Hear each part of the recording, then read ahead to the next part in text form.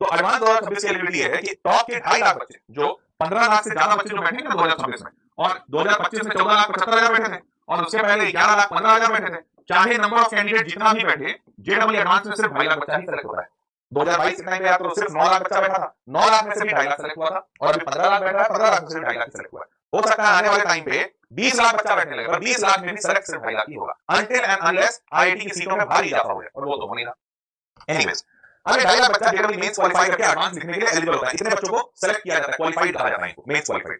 तो ये JEE mains qualified तो इतने होते हैं, फिर इनको बोला जाता है कि भाई आप जो मेंस क्वालीफाइड है, हां बस 15 मिनट, हां मेंस क्वालीफाइड जो बच्चा है, उस मेंस क्वालीफाइड को कहा जाता है कि चलिए आप एडवांस में बैठ सकते हैं। तो एडवांस में बैठने के लिए बच्चा ये अपीयर बच्चों की संख्या कैसे मेंस, अच्छा क्वालीफाइड में बताते 2.5 लाख से थोड़ा बहुत ज्यादा था। अब ये जो 2.5 लाख बच्चा बैठा, इसकी एज लिमिट होती है कि ये 1 अक्टूबर 2001 के बाद जन्मा हुआ होना चाहिए। साल 2026 वालों के लिए बता रहा हूं, 2026 में जो देंगे वो बच्चा 1 अक्टूबर 2001 के बाद जन्मा हुआ होना चाहिए, मतलब 1 अक्टूबर 2001 से 2026, मतलब 25 साल से कम उम्र का होना चाहिए। वही मैं तो नहीं लिख रहा हूं, सॉरी, आई एम नॉट, नहीं 1 minute, candidate must be born on or after 2001, मतलब 25 साल से कम उम्र आपकी होनी चाहिए, और अगर आप एससी एसटी पीडब्ल्यूडी कैंडिडेट हैं तो आपकी उम्र 30 साल से कम होनी चाहिए।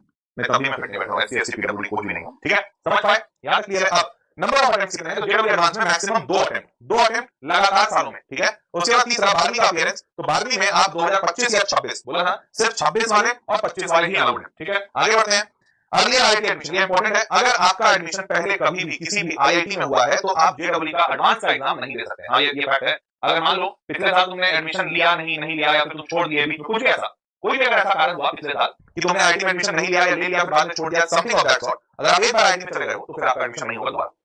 उसके बाद साल 2025 की बात करें, आप देखो मैंने तो क्या बताया ना कि 2.5 लाख बच्चा सेलेक्ट होता है, तो हर साल 2.5 लाख बच्चा सेलेक्ट हुआ, 2.5 लाख बच्चा एडवांस के लिए 2.5 लाख 100 ओपन किया होता है। और ये 2.5 लाख बच्चा जो एग्जाम में सेलेक्ट होता है, एडवांस देने के लिए अलाउ किया जाता है, ये 2.5 लाख बच्चा एग्जाम देने पहुंचा ही नहीं है। जैसे 2.5 लाख बच्चा सेलेक्ट हुआ 2022 में, पर एग्जाम देने पहुंचा मात्र 1,55,000, बीच में से 1 लाख बच्चा गायब हो गया। हाँ मजाक नहीं कर रहा हूं, 1 लाख बच्चा सच में गायब हो गया। और वैसे ही 2.5 लाख 2025 में भी 81 पहुंचा, मतलब बीच में से 70,000 बच्चा गायब हो गया। अब ये गायब वाला मसला ये है कि एक्चुअली क्या है, एग्जामिनेशन इतना कठिन है कि बच्चों की लिटरली मैं कह सकता हूं हवा टाइट रहती है बेटा, इस एग्जामिनेशन में तोते उड़ जाते हैं, तोते।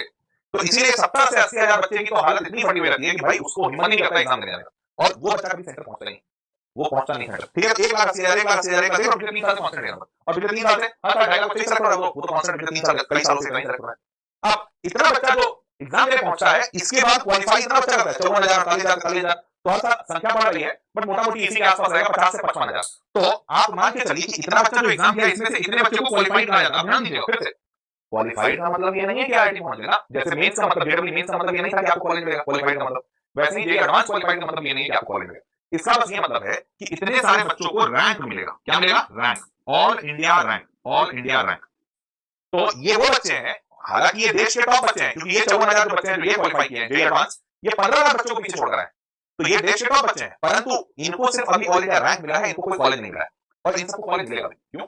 एक्चुअली में ये 54,000 बच्चा जो जेईई एडवांस क्वालीफाई किया है, जेडब्ल्यू एडवांस में तो सीट भी 18,000 के आसपास है, तो अगर 54,000 बच्चा सेलेक्ट हुआ, सीट 18,000 है, जिसमें रिजर्वेशन अलग है, तो भाई कहां से सारे बच्चों को सीट मिलेगा, हो ही नहीं सकता। तो ये एक्स्ट्रा बच्चे सेलेक्ट किए जाते हैं भाई, जो भी रैंक थोड़ा आगे पीछे करता देखेंगे, क्लियर। अब no 75% criteria required to sit for JEE. अब ये क्या है, देखो एक्चुअली क्या रूल ये कहता है कि अगर आपके 12वीं में 75% नंबर नहीं है तो आप जेडब्ल्यू मेंस में बैठ सकते हैं। क्या कहा जाता है रूल, रूल कहता है कि आप जेडब्ल्यू मेंस में बैठ सकते हैं। और एक और बात ध्यान दीजिएगा, रूल ये भी कहता है कि आपका जो exam, sorry JW advance exam है, वो कई बार बोर्ड से पहले होता है। अगर बोर्ड से पहले हुआ है तो आप कैसे अपनी 12वीं का मार्कशीट दिखाएंगे, अगर हाँ पहले होता है ना, पहले होता है, मार्च में एग्जाम खत्म, अप्रैल में, मई के एंड में होता है, तो हेंस आप एग्जामिनेशन देने से कभी बाहर नहीं किए जाएंगे, आप जेडब्ल्यू का एग्जामिनेशन दे सकते हैं, कोई भी जेडब्ल्यू एग्जामिनेशन में दे सकते हैं, बैठ सकते हैं, कोई रोकेगा नहीं, पूरा एग्जाम दिया, नंबर आएगा, रैंक आएगा, सब आएगा। परंतु 75% क्राइटेरिया कहा जाता है, अलाउड नहीं करता है बच्चों को वो उस स्टेज पे जब वो बच्चा आगे चलकर जोसा नाम की काउंसलिंग में बैठता है, जिस काउंसलिंग के जरिए जेडब्ल्यू के मार्क्स के बेसिस पे या रैंक के बेसिस पे उस बच्चे को कॉलेज अलॉट होता है, इस जोसा की काउंसलिंग में उसको बैठने नहीं दिया जाता। ये है रूल। तो ओरिजिनल रूल ये बिल्कुल नहीं कहता है कि आप 75% नंबर नहीं लाए हैं तो आप जेईई में बैठ नहीं सकते, बिल्कुल बैठ सकते हैं, पूरा एग्जाम दीजिए, डंके की चोट पे लीजिए, और इनफैक्ट कोई फॉर्म नहीं पूछेगा भी नहीं 12वीं नंबर से, समझ रहे हो, समझ रहे हो भाई। चलिए अब तो जेडब्ल्यू मेंस आपने सबसे पहले दिया, मेंस क्वालीफाई करके एडवांस दिया, एडवांस क्वालीफाई करके तब 75% इन 12वीं है कि नहीं ये देखा जाएगा, अगर है तो जोसा की काउंसलिंग में अलाउ किया जाएगा, अगर नहीं है तो यहीं रोक दिया जाएगा, और अगर जोसा की काउंसलिंग में आप अलाउड हो गए तो फिर आपको आईआईटी एनआईटी ट्रिपल आईटी के सारे कॉलेजेस मिलेंगे, समझ रहे, ये है तरीका। अब 75% क्राइटेरिया के बारे में मैंने आपको बता दिया, क्वालिफाइड एडमिशन 75% नंबर चाहिए। अब यहाँ पर एक और डाउट होता है कि सर 75% नंबर कहाँ, फिजिक्स केमिस्ट्री मैथ में या फिर एग्रीगेट में या फिर जितने सब्जेक्ट हैं सब में कैसे करना होता है? तो इसका रूल आपको बताता हूं, ध्यान से सुनिए। 75% क्राइटेरिया एग्रीगेट में चाहिए होगा, कितने में? एग्रीगेट। और एग्रीगेट कितना? जितने पेपर आपके नहीं, सिर्फ ओनली टॉप 5 सब्जेक्ट्स, आपके टॉप के जो 5 के सब्जेक्ट्स हैं उनका टोटल एग्रीगेट मतलब उनका एवरेज किया जाता है, उसमें आपके 75% बनने चाहिए। अब यहाँ पर जैसे ही मैंने लिखा ये रूल है, पर ये रूल में थोड़ा सा अभी वो है, कहते हैं बीच में कुछ कहते हैं ना बाई लॉज है, ध्यान सुनिए। अब जैसे ही लिखा जाता है ओनली टॉप 5 सब्जेक्ट, मान लेते हैं कोई बच्चे ने 6 सब्जेक्ट लिया है और उस 6 सब्जेक्ट में एक सब्जेक्ट उसने लिया है फॉर एग्जांपल फ्रेंच, वो फ्रेंच भी पढ़ता है, हो सकता है अंग्रेजी बच्चा है, फ्रेंच पढ़ा लेकिन उसका मैथमेटिक्स बहुत कमजोर है, तो मैथ में उसके कितने आए 40 नंबर, लेकिन फ्रेंच में उसके आए 90 नंबर, तो मैथ को हटा देना चाहिए और फ्रेंच को ले लेना चाहिए। ऐसा नहीं होगा, रूल ये कहता है कि भैया टॉप के 5 सब्जेक्ट होंगे, पर ऐसा नहीं होगा। तो कैसा होगा भाई? तो टॉप के 5 सब्जेक्ट ऐसे हैं कि आपका फिजिक्स केमिस्ट्री और मैथ्स तो मैंडेटरी लिया ही जाएगा एग्रीगेट में, उसके बाद एक लैंग्वेज सब्जेक्ट मैंडेटरी लिया जाएगा। मतलब अगर आपने इंग्लिश लिया है जो कि 90% बच्चा लेता है, तो अगर आपने इंग्लिश लिया तो भाई आप इंग्लिश डाल दीजिए। परंतु मान लेते हैं कि इस अंग्रेज बच्चे की तरह आपने इंग्लिश और फ्रेंच दो लिया है, ठीक है, इंग्लिश में आपके आया 75 नंबर और फ्रेंच में आपके आया 90, तो आपको लैंग्वेज पेपर में यहाँ पे फ्रेंच का मार्क्स दिया जाएगा, ठीक है। और ऑप्शनल, ऑप्शनल का क्या मतलब कि अगर आपने 6 सब्जेक्ट लिए हैं तो 6 में से 2 बच गए होंगे ना, जैसे मान लीजिए फिजिक्स केमिस्ट्री मैथ्स लिया बच्चा, फिर एक इंग्लिश लिया एक फ्रेंच लिया, तो ऐसे 5 हुए, एक और कुछ लिया होगा, फॉर एग्जांपल मान लेते हैं कंप्यूटर साइंस लिया, तो अगर वो कंप्यूटर साइंस लिया तो कंप्यूटर साइंस में मान लेते हैं 80 नंबर आया, तो आप कंप्यूटर साइंस और इंग्लिश दो पेपर बचा आपके पास, तो ये दोनों में जिसमें भी ज्यादा अच्छा नंबर है वो नंबर यहाँ आपके ऑप्शन में चला जाएगा। और इसीलिए इसको बेस्ट टॉप 5 सब्जेक्ट कहा जाता है। टॉप 5 मतलब जिसमें सबसे अच्छे नंबर आए हैं, परंतु पहले 3 सब्जेक्ट फिजिक्स केमिस्ट्री मैथ्स होने जरूरी है और चौथा सब्जेक्ट कोई लैंग्वेज होना जरूरी है, तब जाकर आप 5 सब्जेक्ट बनाते हैं और इस 5 सब्जेक्ट के मार्क्स आपके टोटल 75% बनने चाहिए। क्या बात सबको क्लियर है? जल्दी बताइए, एक और 75% का क्राइटेरिया है, उसका भी रूल बताना आपको, जल्दी बताओ भाई, सबको क्लियर? चलो अगर सबको क्लियर है तो आगे बढ़ते हैं। अब आपको पता है अभी कुछ ही दिन पहले इस 75% क्राइटेरिया के साथ साथ एक और आया, वो बताता हूं क्या है। अच्छा, तो ये तो 75% था, पर जेडब्ल्यू कहता है कि सिर्फ 75% क्राइटेरिया नहीं लगाऊंगा, इसके साथ साथ ऑब्लिक दिया गया है, या तो आप बोर्ड से 75% नंबर ले लीजिए या फिर आप टॉप 20 परसेंटाइल में आ जाइए। अब ये क्या चीज है?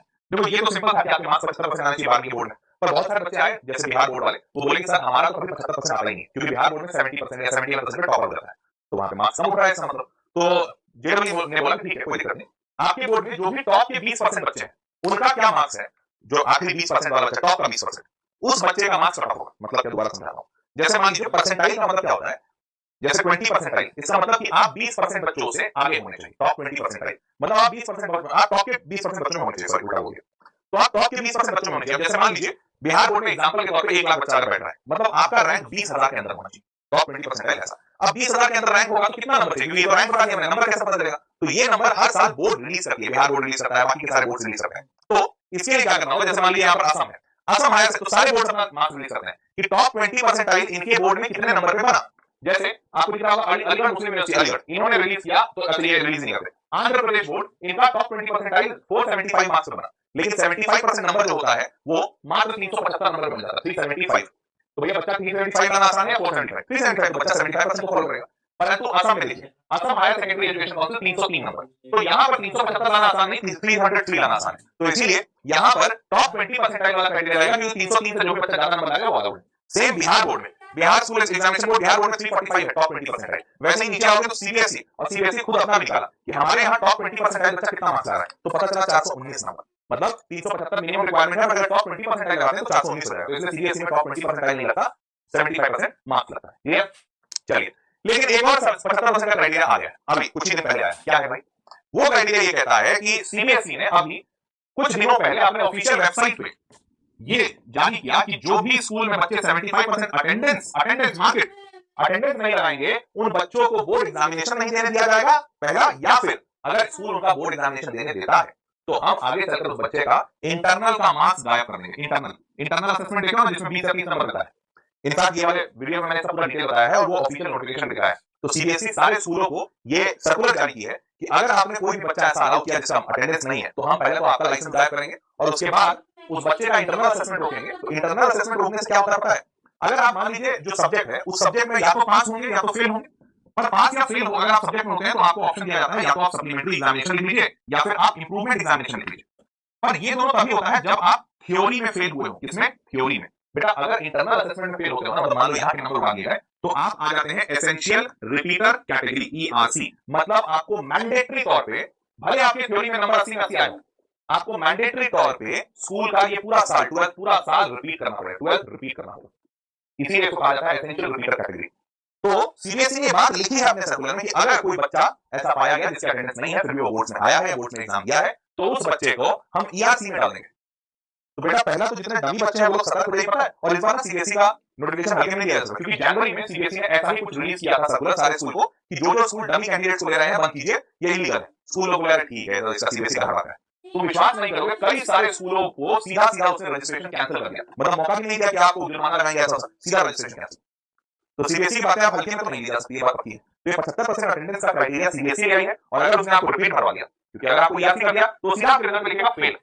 फेल ये कुछ डालेगा नहीं, फेल। अब जैसे आप फेल हो गए, आप तो काहे का जेईई और काहे का प्राइवेट कॉलेज, कोई कॉलेज ही नहीं मिलेगा, सब खत्म, सत्यानाश। क्योंकि अगर एक बार रिजल्ट में फेल लिख दिया, फिर तो प्राइवेट कॉलेज नहीं मिलेगा बॉस। बाकी फेल हो ना, प्राइवेट कॉलेज कहां से मिलेगा, कोई कॉलेज नहीं मिलेगा, कितना भी पैसा दे दो, अगर कोई फेल होगा तो ये जो 75% अटेंडेंस का क्राइटेरिया निकला है, ये ज्यादा इंपॉर्टेंट हो गया है। तो आप लोग अपने बोर्ड्स में इस बात का ध्यान दीजिए, सीबीएसई वाले खासकर, बाकी बोर्ड में अभी नहीं आया है तो ठीक है, चलो जब तक नहीं आया तो अच्छा है, बट सीबीएसई को आ गया बॉस।